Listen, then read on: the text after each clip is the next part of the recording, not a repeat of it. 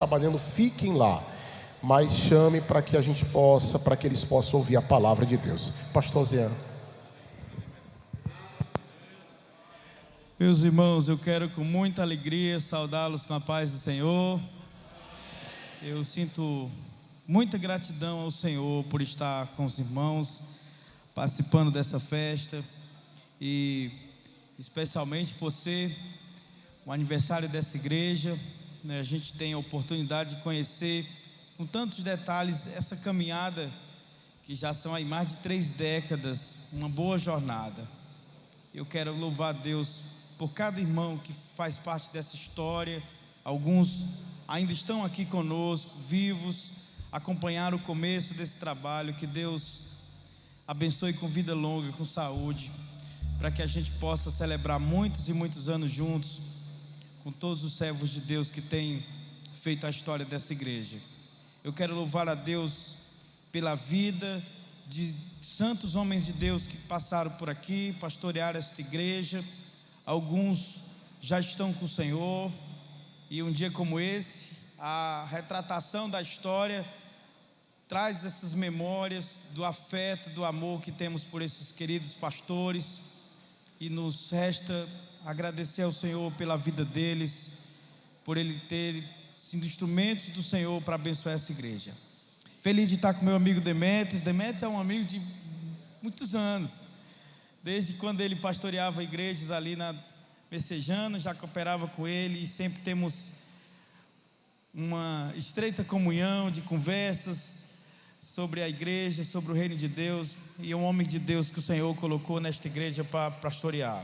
Feliz de rever os pastores, João Maír, pastor Beto, ali perto do João, lembrando dos encontros da juventude aqui, né, João? Lembranças boas dos encontros setoriais que sempre eram hospedados aqui, templo grande, e sempre foi uma referência aqui nessa região do setorial 1, a nossa amada congregação do Jardim Castelão. Meus irmãos, eu quero, por favor, pedir para os irmãos abrir suas Bíblias no mesmo texto que o pastor Demetrios já leu, e eu pedi ao Senhor uma palavra sobre isso, sobre o tema desta festa. E eu tenho sempre muito zelo e muito respeito pelaquilo que se propõe numa festa, como tema, como os versículos, porque eu tenho certeza, eu sei que estas coisas são geradas em oração, meus irmãos, e são intenções de Deus para aquele momento, para aquele tempo, e inspira o pastor, inspira a equipe que o ajuda. E eu normalmente vou no Senhor pedir uma palavra ao Senhor com base naquilo que Ele pretende falar e tratar conosco nestes dias. E Deus trouxe uma palavra ao meu coração para compartilhar com vocês. Eu quero ler o versículo 5 e 6 do capítulo 15 de Romanos. Feliz de ver meu amigo Eliseu, irmã Elisete e Isaac, são ali do dia a dia, nós estamos sempre juntos na sede, e é uma alegria encontrá-los aqui também.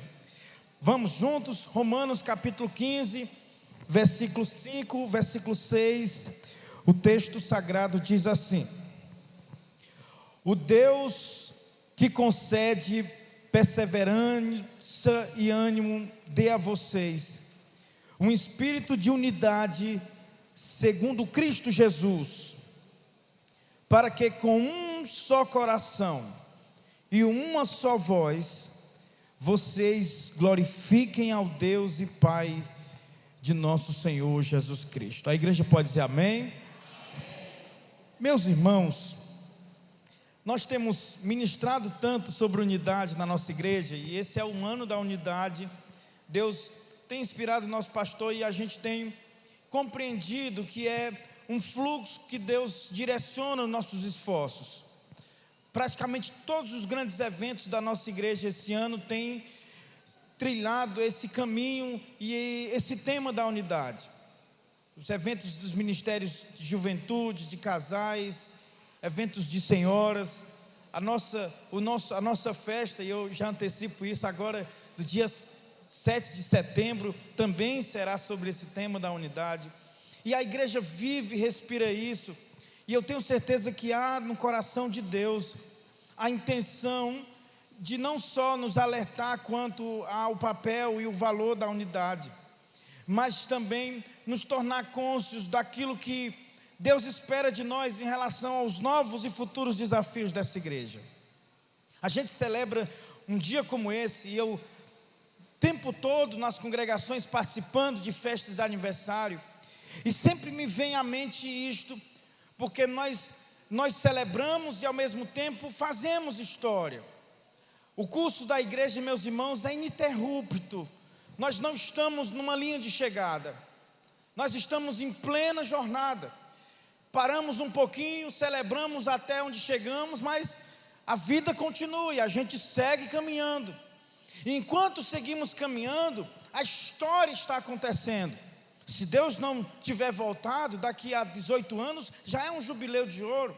E aí já retrata muito do que acontece hoje, do que acontece esses dias, porque os anos vão passando e a gente às vezes não se dá conta de que a nossa jornada, ela é uma jornada que faz história, que constrói memória, para no futuro as gerações lembrar do que Deus fez no passado e na história do seu povo. Quando nós falamos de unidade, nós estamos falando, sobretudo, meus irmãos, deste elo bendito e espiritual, que une a igreja, que une os santos, não só do presente momento, que congregam aqui nesta igreja, mas que congregam em todos os lugares, de todas as épocas, de todos os tempos. O apóstolo João viu o retrato desta unidade num tempo escatológico, num tempo em que toda esta igreja estará reunida, as diferentes gerações cristãos de todos os tempos, e ele retrata isso como uma multidão tão numerosa, como a areia que está na praia. Quando nós professamos a fé no mesmo Deus, sabemos que, embora a vida aqui seja transitória e estamos de passagem, nós estamos vinculados a um povo e a uma multidão que tem um destino único e certo, que é o encontro do nosso Deus, e junto dele nós viveremos para sempre. Mas esta unidade, ela não pode ser vista apenas nessa perspectiva da realidade mística, espiritual. Esta marca fundamental da igreja, a marca absoluta da igreja, que é a unidade. A igreja é uma igreja una, ela é a reunião de todos os santos, de todos os tempos, de todas as realidades. E a gente pode pensar isso, dilatando isso o máximo que a gente puder, tanto temporalmente como geograficamente. Imagine cristãos agora na China, na Índia, na África, na Inglaterra, aonde estiver um cristão adorando e servindo a Jesus Cristo, ele faz parte da mesma família com você. E acredite, você pode passar toda a sua existência sem vê-lo, sem conhecê-lo, mas chegará um dia que nós estaremos todos juntos para sempre. Esse é o retrato e a imagem da unidade.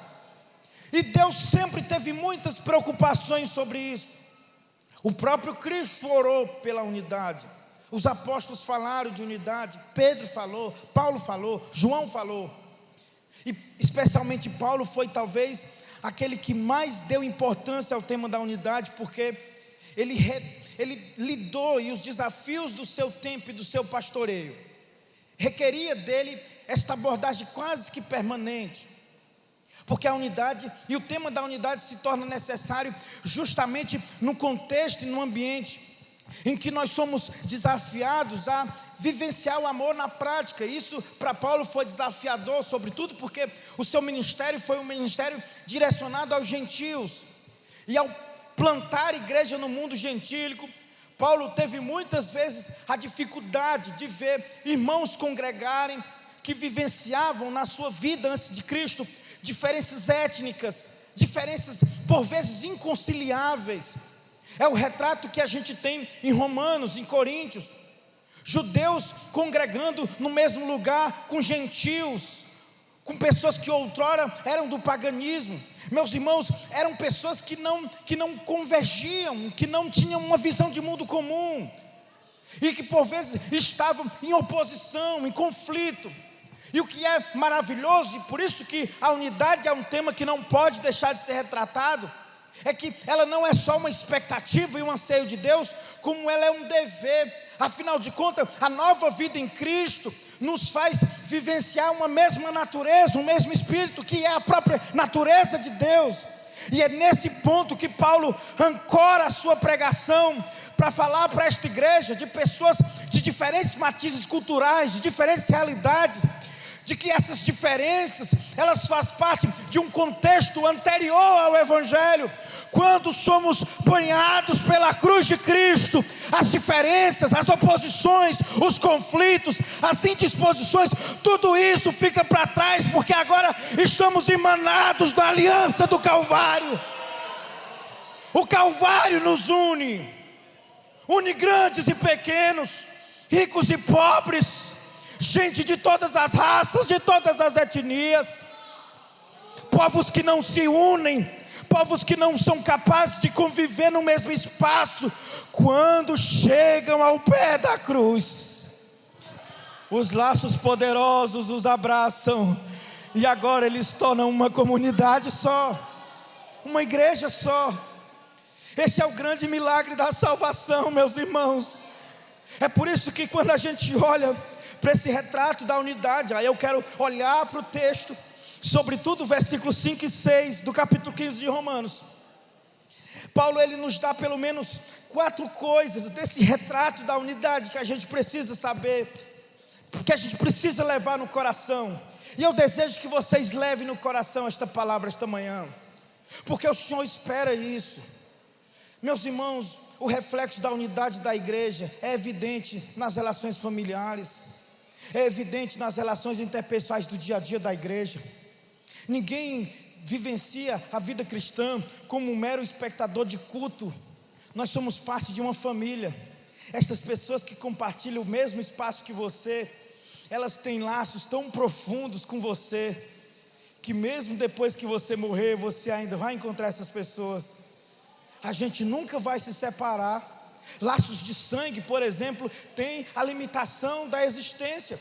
Se a gente não tiver um parente, um pai, uma mãe, um irmão que compartilha da mesma fé que nós, é duro dizer essas palavras, mas após morrer já não há mais encontro, já não há mais convergência. Essa separação é definitiva. Todas as pessoas que morrem sem Deus não terão o prazer de desfrutar da bênção e da companhia de Deus. Veja como os laços da família cristã são poderosos. Estas pessoas que compartilham a mesma fé que você, elas viverão para sempre junto de você.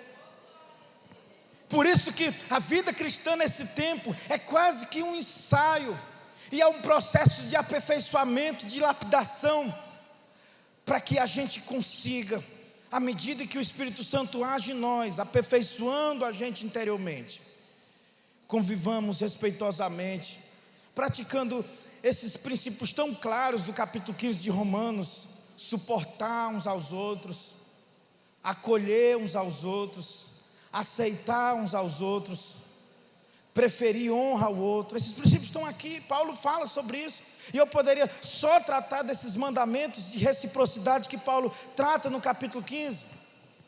Mas eu queria falar outra coisa, eu queria mostrar o retrato desta unidade que Paulo apresenta para a gente, sobretudo no versículo 5 e 6 do capítulo 5.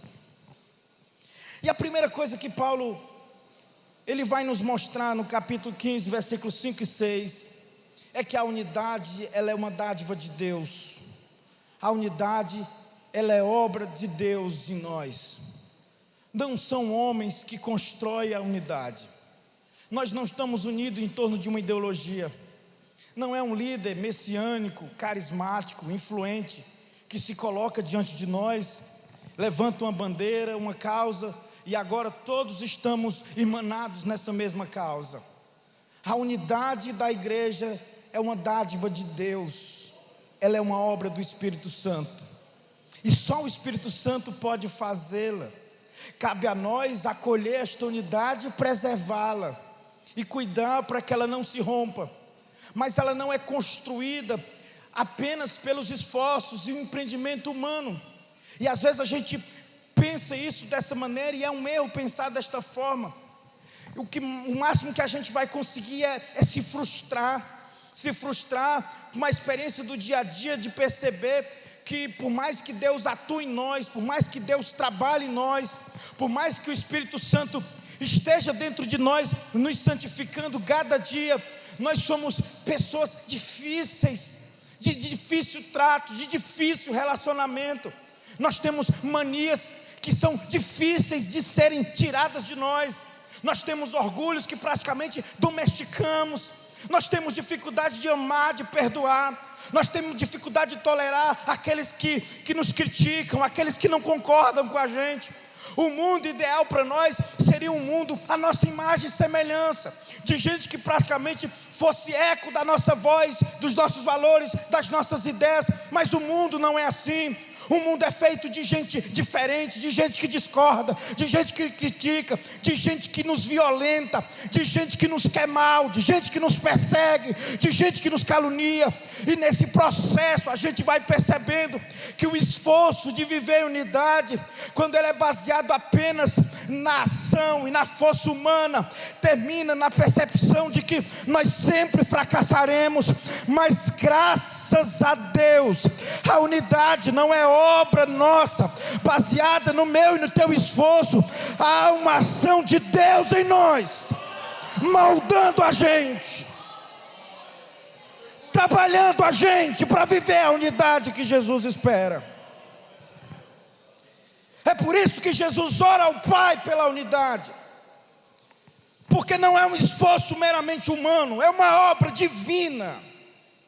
É Deus que faz a sua igreja e Jesus pede isso ao Pai, e pede ao Pai porque nós sempre seremos propensos e inclinados a dividir, a não compartilhar, a não nos doar. Faz parte da natureza caída, humana, pensar só em si, querer só para si. É por isso que Deus precisa vir sobre nós, trabalhar em nós, moldar a gente, regenerar a gente. E quando Ele faz isso, muda tudo, gente. Muda a forma que a gente se relaciona com o vizinho até. Muda o jeito que a gente trata a esposa, os filhos. Muda o jeito que a gente trata o irmão na igreja. Aquele irmão que a gente olha assim e sente que ele não gosta da gente. E essa reação nossa não é uma coisa natural, é uma obra de Deus. E eu preciso começar dizendo isso, porque Paulo diz isso. O mesmo Deus, é esse Deus. É maravilhoso esse versículo 5, como ele coloca. O mesmo Deus que concede perseverança e ânimo, é o Deus também que dá a vocês o espírito de unidade. Às vezes eu olho para a história da igreja e vejo esses marcadores de divisões, de conflitos, de brigas, separações, divisões, parece que estão o tempo todo nessa jornada. E a gente começa a olhar para esse cenário e olhar para o nosso próprio coração e ver os marcadores da queda nele, do egoísmo, do orgulho, da presunção, da altivez. A gente diz: Deus, esta unidade é uma quimera, isso é uma fantasia, isso não pode ser real, isso não pode ser vivido concretamente. Aí o Espírito Santo diz: não pode mesmo, se dependesse da sua força, mas é a ação do meu Espírito que faz a minha igreja ser um. Levante a mão para adorar esse Deus esta manhã, porque o Espírito de Deus é o Senhor Jesus que concede à sua igreja o espírito de unidade. Por isso que a gente deveria orar mais sobre isso, assim como Jesus orou, dizendo: Deus, nos faz um, nos faz um. Daqui a pouco vocês vão entender por que a unidade importa tanto para Deus. Mas basta nesse primeiro momento a gente saber que a unidade é uma dádiva de Deus, é uma obra do Espírito Santo. Segundo lugar, a unidade não é apenas uma abstração, ela não é apenas uma expressão mística do corpo de Cristo. A unidade que Deus quer de nós, ela ganha forma e expressão no tempo e no espaço. E a gente vê isso aqui quando a gente percebe que Paulo está tratando de problemas concretos. Paulo não está trabalhando generalidades, coisas genéricas aqui. Ele está tratando de problemas que essa igreja enfrenta, de desafios que essa unidade enfrenta. Porque, embora a gente possa falar da unidade espiritual da igreja como igreja invisível, existe. É a unidade que eu me referi ao retratar esta igreja como a união dos santos de todos os lugares e de todos os tempos. Esta unidade mística e espiritual, ela existe. Mas ela não é só isso. Ela se materializa e ela ganha forma no mundo concreto, no tempo e no espaço. A gente poderia viver uma grande ilusão na igreja, cantando a unidade. Somos corpos, assim, e as nossas relações ser marcadas de conflitos, de tensões, de brigas. Não é difícil você ver isso, porque às vezes a gente trata a vida cristã numa perspectiva de abstração, como se fosse uma coisa meramente mística, espiritualista, e não percebe que o dever e o imperativo da unidade se impõe sobre nós no mundo concreto, nas relações concretas, na relação com o outro. O João com a Maria, a Marta com o João, a Teresa com o Geraldo, gente de carne e osso, que congregam numa igreja real. Estas pessoas, embora professem a fé e estejam unidas espiritualmente numa igreja invisível, elas são desafiadas a viver a unidade no mundo das relações, no mundo concreto. E Paulo trata isso quando fala para a igreja de Roma. A gente precisa compreender isso, meus irmãos, levando em conta que Deus espera a vivência desse espírito de unidade no contexto da igreja local. Por mais desafiador que isto seja, esta unidade, ela se estende desde as relações micro, no contexto da igreja local, até um sentido mais amplo, em pensarmos a igreja na cidade, porque nós somos uma igreja na cidade.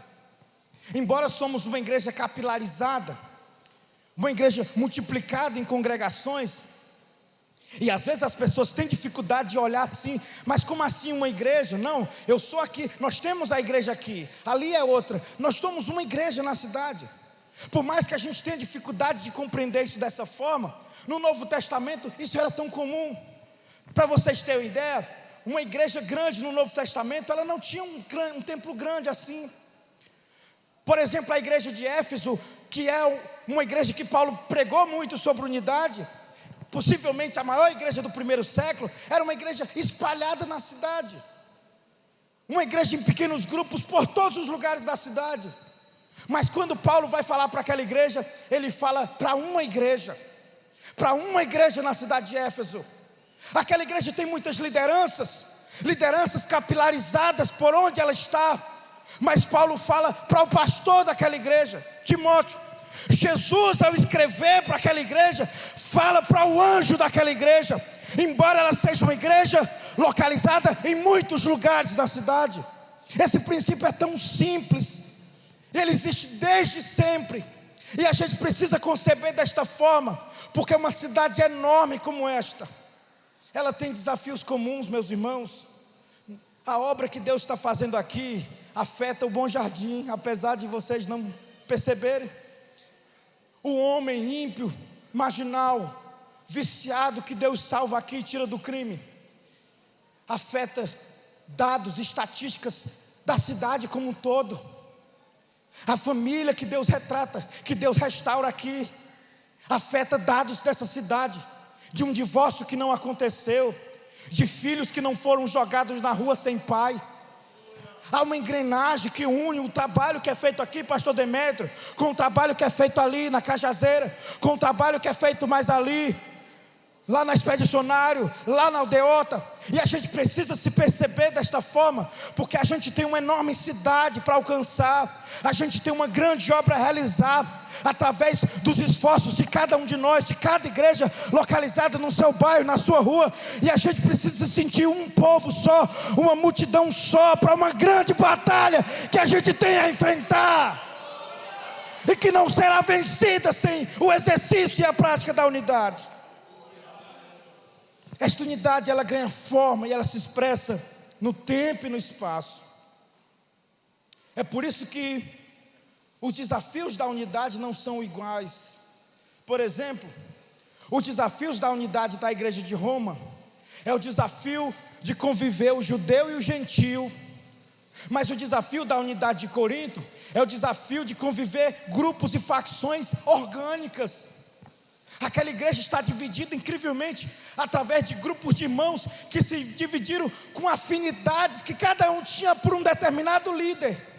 Isso às vezes pode acontecer. Uma igreja pode se dividir porque ela tem um coração dividido em lideranças dessa igreja. E esse é o problema de Corinto. Tem uns que são de Pedro, tem uns que são de Paulo, tem uns que são de Apolo, tem uns que são de Cristo. Aí você diz, graças a Deus que tinham de Cristo, eram os piores. Porque ao tomar Cristo para si e fazer dessa apropriação uma espécie de facção, partidarismo, Cristo não toma parte nisso. Foi isso que Paulo disse ao escrever para os seus. Porque chega a notícia, Paulo, Corinto está dividido, a igreja está dividida, tem lá os do Apolo, tem os do Pedro, tem um de Cristo, mas não fique triste não, também tem os seus. Aí Paulo, que conversa é essa? Eu vou escrever para eles. E aí Paulo escreve para os seus e diz: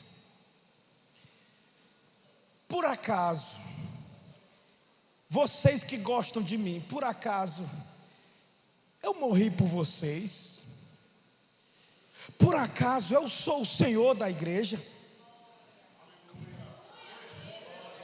Vocês que brigam por minha causa, porventura eu constituí alguém procurador meu, para arranjar confusão em meu nome? Está porventura Cristo dividido? Vocês não entendem? O Senhor da igreja é Jesus Cristo. Um pastor pode até plantar, o outro pode até regar, mas quem dá o crescimento é o Senhor da igreja. Levante a sua mão para adorar Jesus nesta manhã.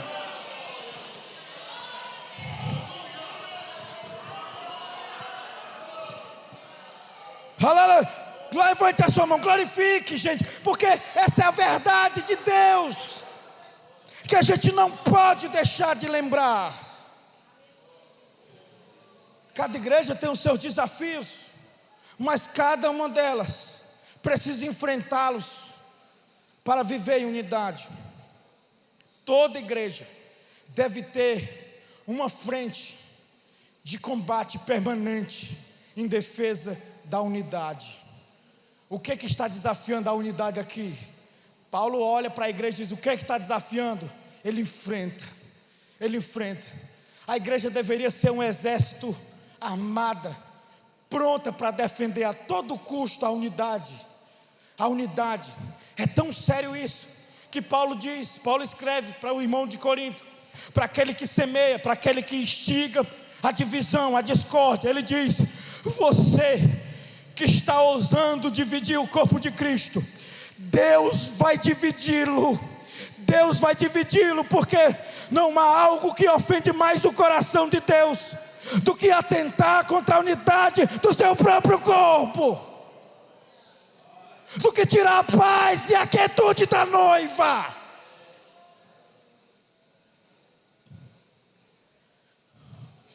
Nós precisamos ser absolutamente implacáveis contra qualquer ação, iniciativa que intenciona nos dividir.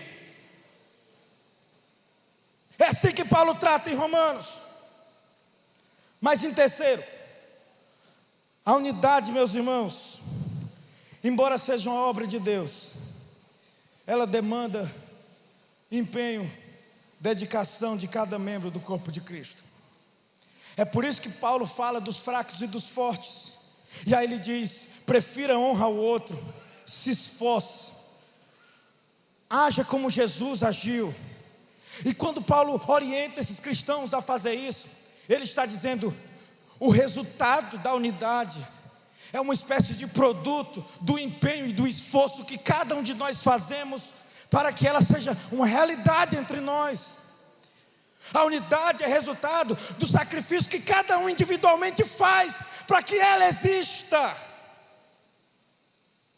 Porque a gente pode às vezes querer uma unidade, mas que seja em torno de nós, do que nós achamos certo, do que nós queremos, do que nós imaginamos ser o ideal para a igreja. Mas quando é exigido de nós o sacrifício de renunciar, do autoesvaziamento, a humildade de dar um passo atrás, de abrir mão do que a gente acha que é certo, e aí o problema começa, gente. Para algumas pessoas tudo vai bem enquanto elas estiverem confortáveis e tendo a igreja a sua imagem e semelhança. Mas isso não é unidade. O exercício da unidade, ou a unidade que Paulo está falando, ela é resultado do sacrifício individual de cada um, que abre mão das suas próprias pretensões para preferir honrar o outro. E aí Paulo diz: para edificar ao outro. Mas isso só funciona se existir reciprocidade, se for baseada em mutualidade. Ora, se eu me sacrifico por você e você não se sacrifica por mim, você é um oportunista, você é um aproveitador. A unidade só funciona quando eu me sacrifico por você, mas você se sacrifica a mim. A unidade só funciona quando eu sou teu servo, mas você também é servo meu. Porque à medida que eu me torno servo seu e você não serve reciprocamente, você se torna um tirano, um ditador. E isso acontece nas micro-relações da igreja. A gente só quer que o outro renuncie, a gente só quer que o outro se humilhe, só quer que o outro perdoe, só quer que o outro dê o primeiro passo. Pois bem, para Paulo, esta unidade, ela é resultado do esforço de cada um, de cada um. É você individualmente, você faz o que você precisa fazer, você empreende o esforço que precisa ser empreendido. A unidade é o resultado da dedicação e do sacrifício de cada membro do corpo de Jesus Cristo. A gente tem essa imagem no capítulo 15. Mas por último, antes que eu coloque aqui alguns argumentos por que a unidade importa, nesse retrato da unidade, Paulo também nos mostra que a verdadeira unidade, ela precisa orbitar em torno de Cristo Jesus. Olha o que diz o versículo 5. O Deus que concede perseverança e ânimo dê a vocês um espírito de unidade, segundo quem? O Paulo está dizendo aqui é que a unidade que importa, que nós queremos, ela precisa orbitar em torno de Cristo Jesus. Ela precisa ser uma unidade em Cristo. E eu acho maravilhoso que Jesus orou isso. Jesus orou ao Pai e disse assim: Pai, eu te peço que eles sejam um em nós, porque pode ser e pode existir uma unidade que não é em Cristo, pode existir uma unidade que não tem Cristo orbitando no centro dela e fazendo e nutrindo e energizando ela. Nós podemos, por exemplo, construir uma unidade em torno de um projeto ambicioso e maligno. Vocês querem prova disso? Vejam a construção da Torre de Babel. Um homem ambicioso decide construir uma grande torre para desafiar o próprio Deus. Chega um momento que Deus desce para ver a construção, e Deus constata uma coisa. Sabe o que Deus constatou? Havia unidade.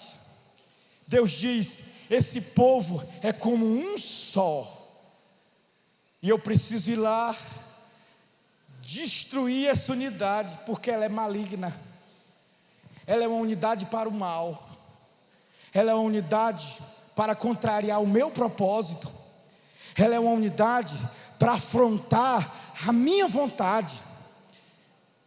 Por isso que Paulo faz questão de dizer que o Senhor deu o espírito de unidade em Cristo, porque a unidade que a gente quer é aquela que orbita em torno da pessoa de Cristo, é aquela que Cristo é o eixo unificador dela, Ele é a referência dela. Nós não queremos unidade em torno de homens, em torno de pessoas falíveis e falhas, que somos nós, mesmos pastores da igreja. Nós não queremos unidade em torno de uma ideia meramente humana. A unidade que importa é aquela que está centralizada em Jesus Cristo. Levante a sua mão, por favor, feche os seus olhos um pouquinho, porque eu convido você para lembrar do que Jesus orou ao Pai. E Ele orou assim: Pai, que eles sejam um, assim como nós somos um. Que eles sejam um, Pai, em nós e nós neles. Porque a unidade desejável é aquela que está em torno do dono da igreja, chamado Jesus Cristo. A unidade desejável é aquela que está em torno do sentimento, do coração e do Espírito de Jesus Cristo, de modo que a vontade dEle é a vontade nossa, o amor que tem nele é o amor que temos uns pelos outros. A vontade dEle é a vontade nossa, a disposição dEle é a disposição nossa. Ore por isso, que estejamos unidos a Ti, Jesus Cristo.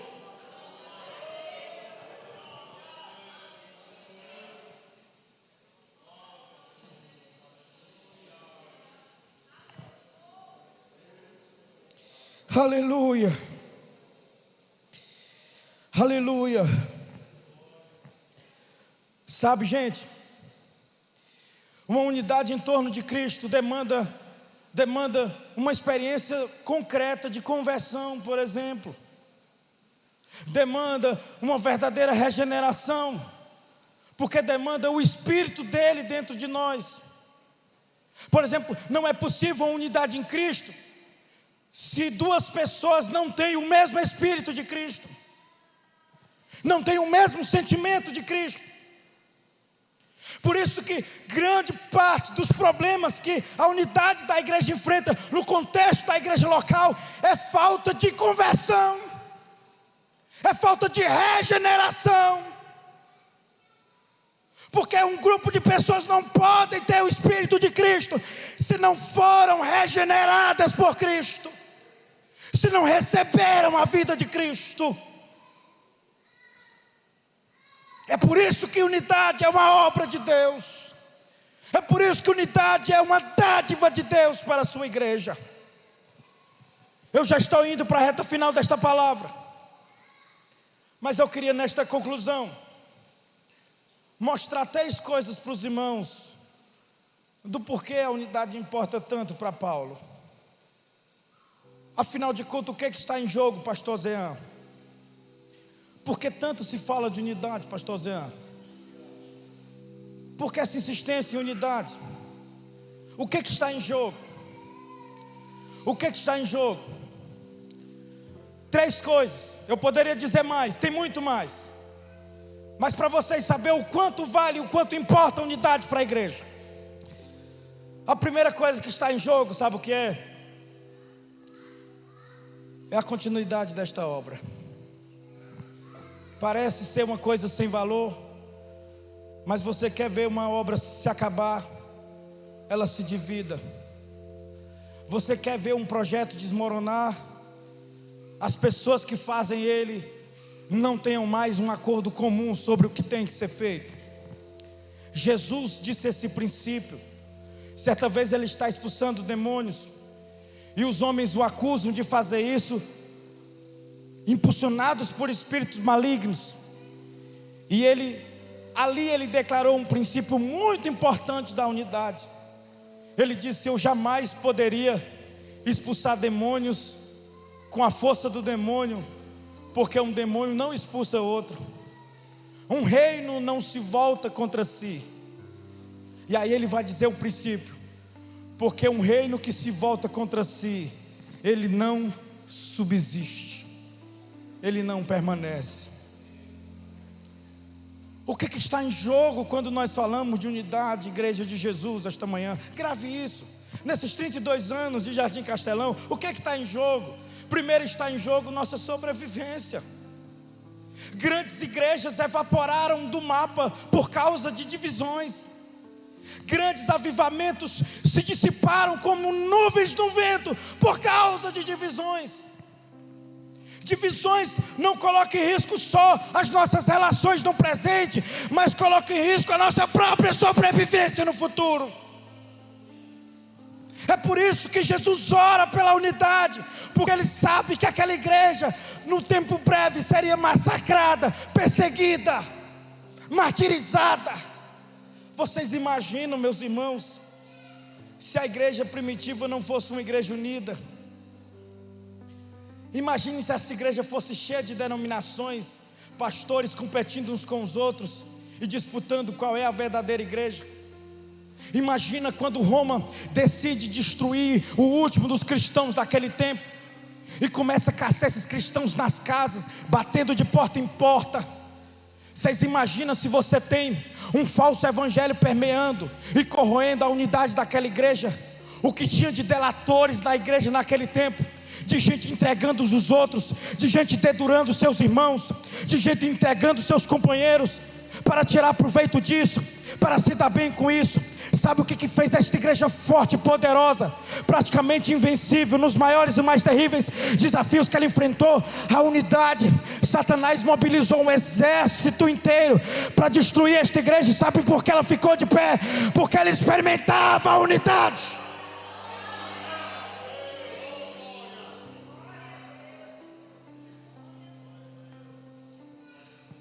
Eles chegavam naqueles lugares de orações, naquelas casas dos cultos domésticos. O soldado arrombava a porta, chegava no meio e dizia: quem é o pastor aqui? Todo mundo em silêncio. De repente um levantava os olhos e dizia: nós aqui somos servos uns dos outros. O nosso pastor é Jesus Cristo, o nosso Senhor é Jesus. Mas quem coordena isso aqui? Jesus. Vocês estão em nome de quem? Jesus. Alguém vai morrer por causa disso. Quem se habilita? Todos se colocavam de pé. Levantavam a mão para cima.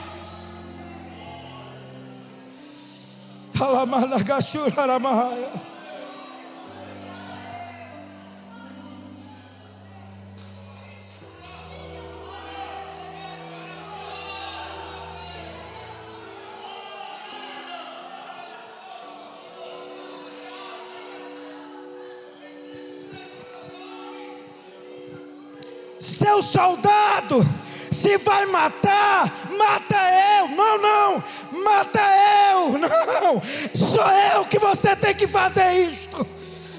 Quantas vezes os navios, a história conta, pastores, saíam encharcados de crentes cantando juntos, porque eles contavam, os historiadores pagãos contavam, porque era praticamente impossível levar só um. Eles davam as mãos e diziam: se o pastor vai, nós vamos. Mas vocês estão indo morrer, nós vamos. Mas vocês vão ser jogados no meio do mar com uma pedra no pescoço, nós vamos. Você não entende, aqui é um corpo. é uma família. Se um sofre, todo mundo sofre. Se um padece, todo mundo padece. Se um morre, morre todos. Levante a sua mão, porque o Espírito de Deus está aqui esta manhã. Ele pode fazer este milagre aqui entre nós.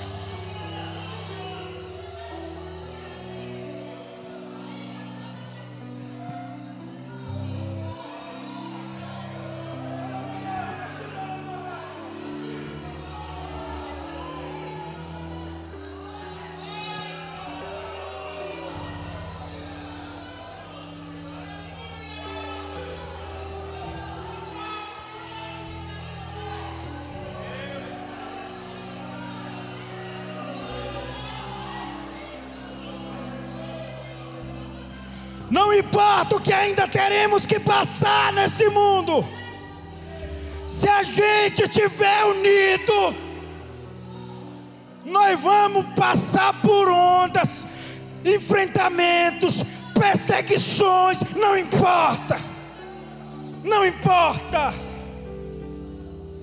Nada coloca o futuro da igreja em risco, se ela experimenta a verdadeira unidade.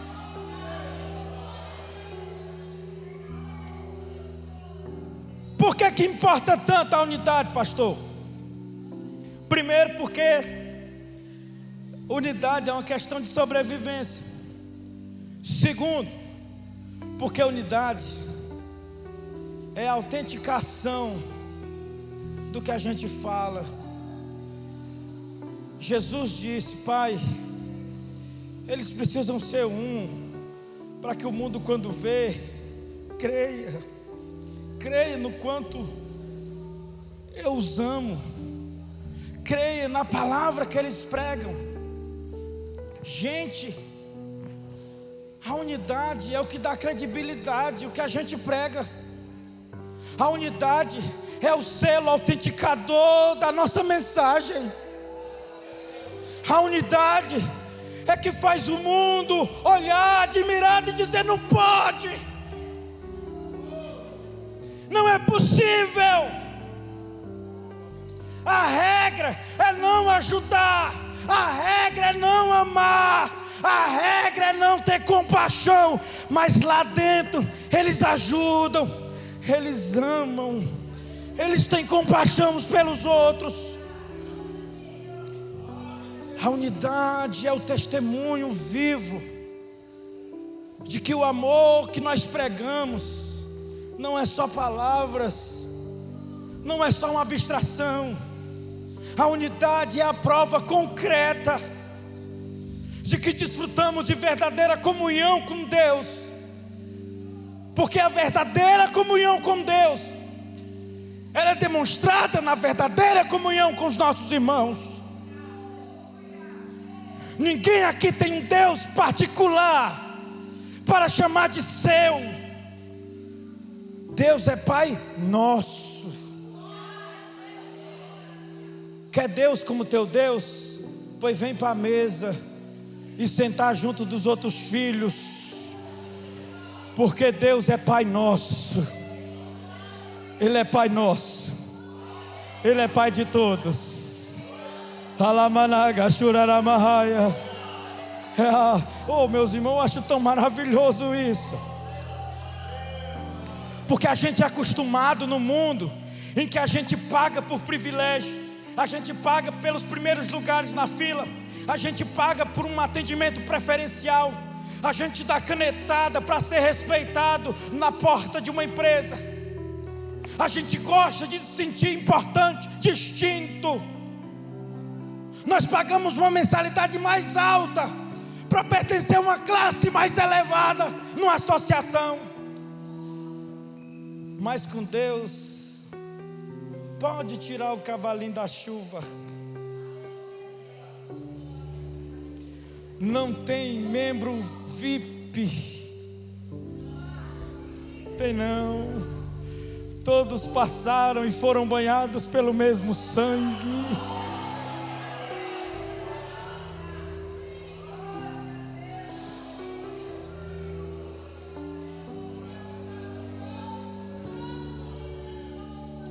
Há uma frase que se popularizou nessa pandemia, de crentes isolados que, ao receber o apoio, o afeto e o cuidado da igreja, começaram agora a imaginar que é possível uma vida própria e uma espiritualidade à parte da vida e das relações da igreja.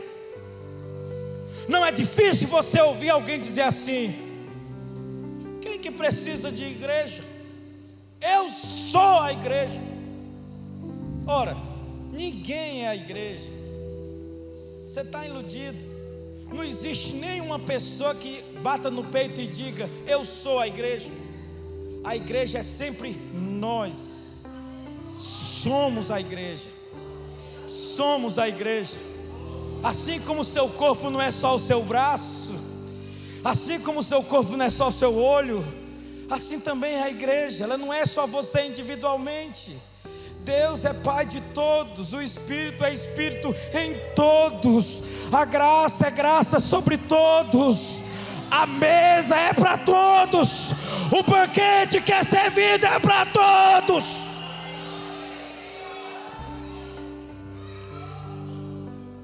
As nossas distinções sociais, culturais, elas não são marcadores aqui dentro, porque aqui a gente não se distingue pela classe, pelo grau de escolaridade, pela cor da pele. Tudo isso perde completo valor quando a gente toma parte no corpo, porque no corpo o único que importa e é adorado e glorificado e reconhecido e venerado é aquele que é o cabeça do corpo, o Senhor Jesus.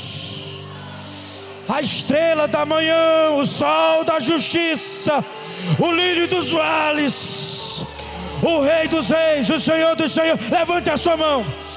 Se você pode adorá-lo, faça isso agora.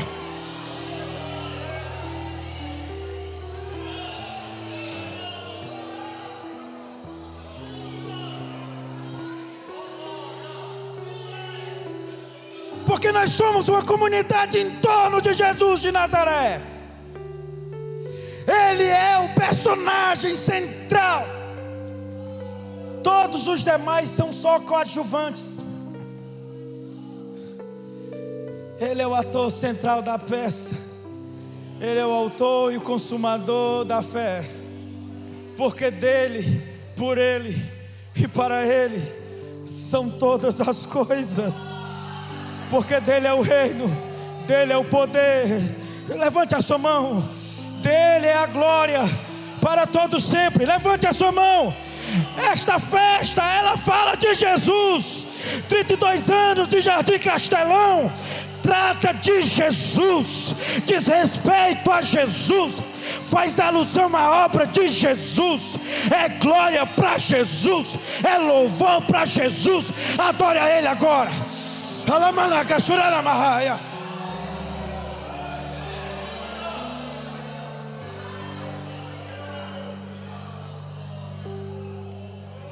São 32 anos do que Jesus fez. São 32 anos da obra de Jesus Cristo. Aleluia. Mas deixa eu terminar que a hora já está no fim. E aí tem a feijoada dos irmãos, né? Mas terceira coisa, aleluia. Por que a unidade importa? Primeiro porque porque disso depende nossa sobrevivência. Segundo, porque disso depende a autenticidade do nosso testemunho. Terceiro, por que a unidade importa? Porque disso depende o cumprimento da promessa de Deus para nós. Esse princípio está tão claro em Salmo 133. O Salmo 133 começa quão bom e quão suave é o que os irmãos vivam em união. Você sabe como ele termina? Diz assim: porque ali, aonde os irmãos vivem em união, Deus ordena a bênção e a vida para sempre. Oh, meus irmãos, Se Jesus nos encontrar com o mesmo espírito, com o mesmo ânimo, é assim que a igreja de Atos está. É assim que Lucas descreve em Atos 2, como a igreja está na iminente descida do Espírito Santo, e cumprindo-se os dias de Pentecostes, estavam todos reunidos no mesmo lugar. Oh, aleluia.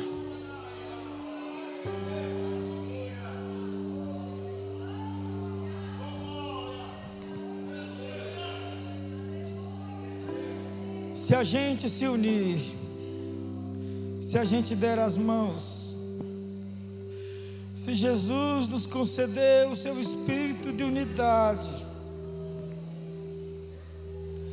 não há nada que peçamos. Meus irmãos, não há oração que com o coração sincero e segundo a vontade do Espírito dele que está em nós, não se torne realidade. Eu fico pensando, e eu estou terminando agora. Esses dias eu estava pregando na sede, e no final da mensagem, um pastor, um dos nossos decanos ali, patriarca da igreja, quando eu voltei e sentei, ele me abraçou e disse: pastor Zé, por que Deus não manda um avivamento tão grande e poderoso sobre nós esses dias? Nós estamos precisando tanto. Ele disse: o que falta? Eu disse: sabe o que falta? A gente se unir em função disso. Se a gente der as mãos, olhar para o céu e disser: Deus, aviva a tua obra.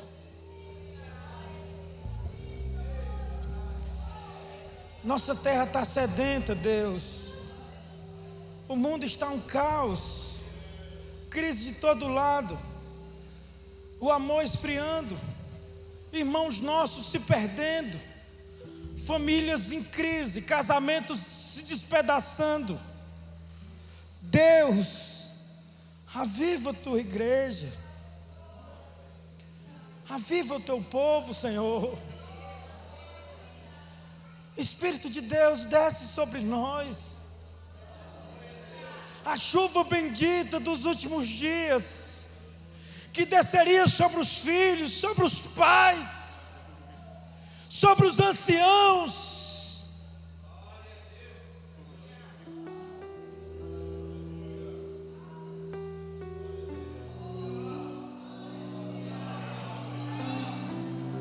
Fique de pé.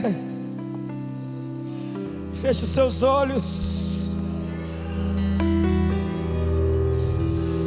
Coloque a mão no seu coração e diga: Deus, me concede um espírito de unidade.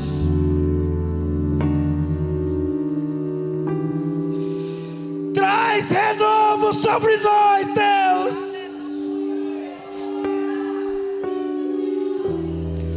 Chuva de renovo desça sobre a igreja.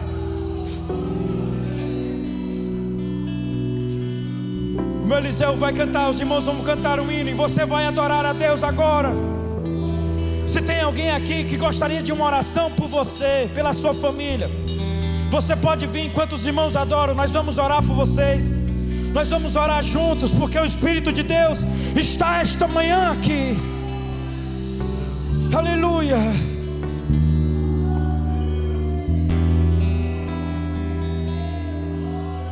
Eu sei que foi paz